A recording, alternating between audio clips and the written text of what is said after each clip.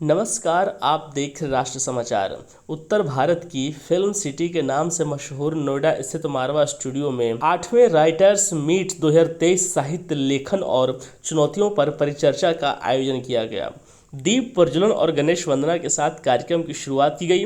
इसमें doctor Sandeep Marwah, chancellor AFT university of media and arts, president ICMEI Diwakar Goyal, प्रसिद्ध लेखक Devdutt Sharma, IAS पूर्व अध्यक्ष Noida Poonam Bhatia, Dinesh Upadhyay, Kumar Rakesh, Sushil Bharti, secretary writers association of India ने अपनी गरिमामयी उपस्थिति दर्ज कराई।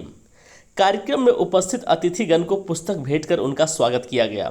आपको बता दें कि इस परिचर्चा का उद्देश्य लेखक को किन किन चुनौतियों का सामना करना पड़ता है, शब्दों का किस तरह से चयन करना चाहिए, पुस्तक विमोचन से पहले किन किन बातों पर ध्यान देना चाहिए, इन विषयों पर चर्चा की गई। Doctor Sandeep Marwah, chancellor AFT university of media and arts, president ICMEI ने सभी लोगों का शुक्रिया अदा किया और कहा, जहां ना पहुंचे रवि वहां पहुंचे कवि। जो कुछ भी लिखा जाता है उसकी विषय वस्तु, उसका कलेवर लेखक को समाज से ही प्राप्त होता है। लेखक जो देख रहा है और जो भोग रहा है उसे ही वह कागज पर उकेरता है। समय के साथ लेखक की सोच भी काफ़ी बदली है।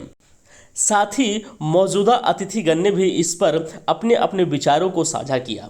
कार्यक्रम में अतिथिगण द्वारा ऑपरेशन चाचा जान अंबर शर्मा द्वारा लिखी किताब का विमोचन किया गया।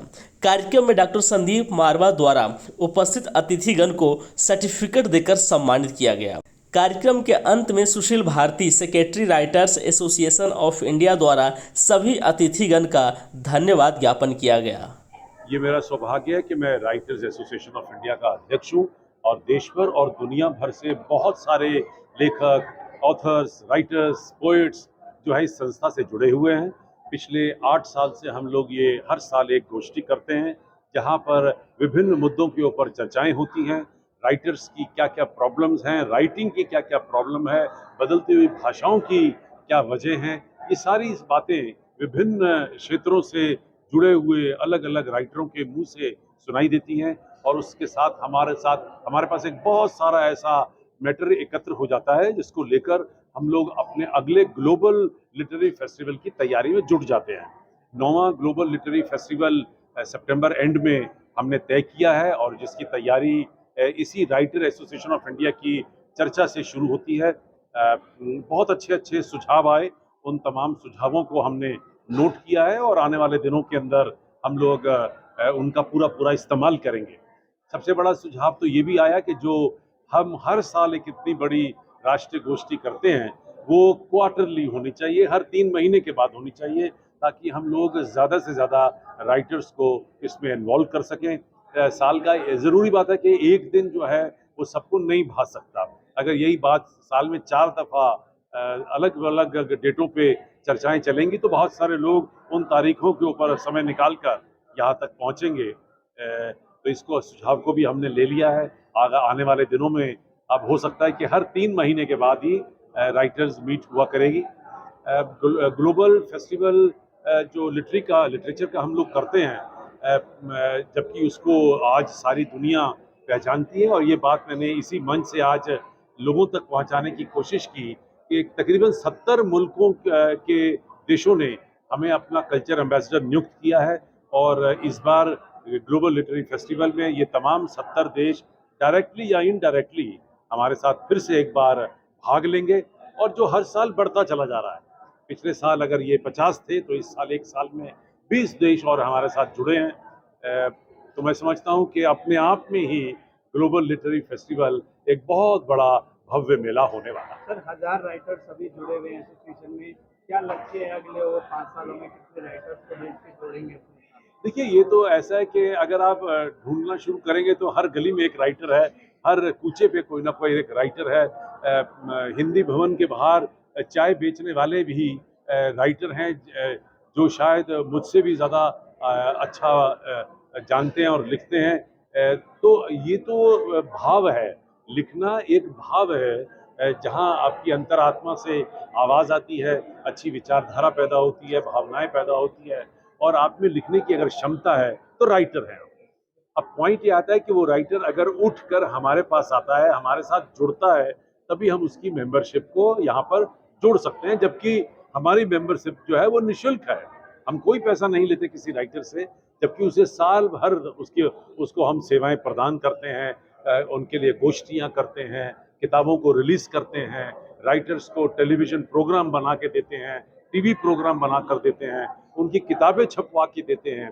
क्योंकि मैंने हमेशा ये सोचा है कि बोली एक अनमोल है, जो कोई बोले जान, ये तराजू तौल के तब मुख बहरान, ऐसी बानी बोलिए मन का आपाक होए, और उनको शीतल करे और खुद भी शीतल होए। अच्छे भाव लिखे होंगे, लोग पढ़ेंगे तो अच्छा समाज बनेगा, और अच्छे समाज के लिए अच्छा लेखन बहुत जरूरी है। I am Dr. Divakar Goyal. I am chairman of Aero Academy Aviation Science and Management. Besides that, I am a writer and a poet also. It was a nice occasion to have this kind of meeting association where Dr. Sandeep Marwa has made a great effort to have all the writers here. And I think his message goes very well and to the large sector of society that how to encourage the writers. And today's seminar, you see a lot of new ideas have come, like to join the publishers also, how to promote the books also, how to have the Hindi also across the country. And Dr. Marwa has kindly given the 8 years of Narendra Modi that book to everybody. And it is quite surprising and a very pleasant affair that he has given participant certificate to everybody and all audience have become the speaker. That was a unique thing, which is very rare actually. I never found it. And I'm very happy that I gave my books also. My books are in different languages also. So I wish all the success for it. And the global summit, I'm looking forward. Let it come. मैं doctor Poonam माटिया, ये जो लेखक meet थी आज की authors meet, ये 8वीं थी और मुझे लगता है मैंने लगभग 6 या 7 तो अटेंड की होंगी। तो हर बारी ऑथर्स मीट में कुछ नया निकल के आता है, कुछ सजेशंस निकल के आते हैं और ये खासकर उसके लिए थी जो अभी ग्लोबल लिटरेरी फेस्टिवल होने वाला है। तो ग्लोबल लिटरेरी फेस्टिवल मरवा स्टूडियोज़ में AAFT द्वारा जब से स्टार्ट हुआ है, मैं इसके साथ जुड़ी हुई हूँ और आज की मीट भी बहुत सक्सेसफुल रही, बहुत अच्छे आइडियाज़ आए और संदीप मारवा जी के निर्देशन और जो सुशील भारती जी करते हैं, प्रोग्राम को इम्प्लीमेंट करते हैं, जो निकल के आता है प्रोग्राम हमेशा ही अच्छा होता है, आज भी बहुत अच्छा। मेरा नाम भूपेंद्र सिंह बेदी है। मैं इंटरनेशनल ह्यूमन राइट ऑर्गेनाइजेशन से वाइस चेयरमैन हूँ। मैं केवल आज के विषय में इतना ही बोलना चाहूँगा कि साहित्य मीट थी ये, जितने भी साहित्यकार हैं वो किसी के प्रभाव में आके साहित्य को सच से हटा कर ना लिखे, सच लिखे, जो लिखे वो सच लिखे ताकि आने वाली पीढ़ी को सच्चाई का ज्ञान हो सके।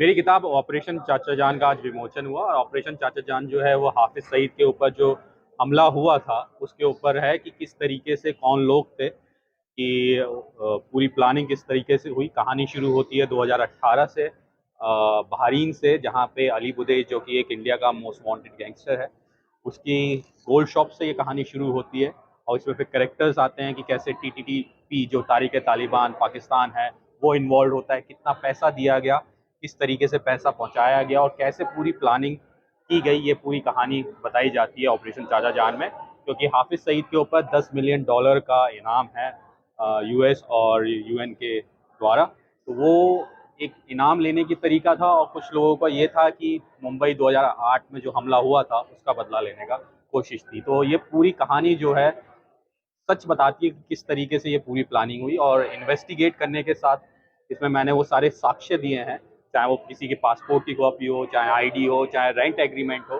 क्योंकि जो व्यक्ति इसमें इन्वॉल्व हुआ था वो हाफिज सईद के घर तक पहुंच गया था और वहाँ पे उसने एक घर भी किराए पे लिया था। तो वो सारे साक्ष्य इसमें हैं। तो ये है ऑपरेशन चाचा जान। साहित्य के विषय को लेकर के नोएडा के अंदर फिल्म सिटी में संदीप मारवा जी के स्टूडियो में जो कार्यक्रम हुआ है, मैं उसकी प्रशंसा करता हूँ।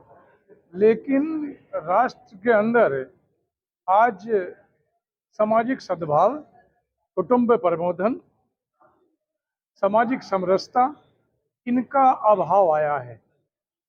रिश्तों की मर्यादाएं टूटने लगी। साहित्य विशेष है, आवश्यक है।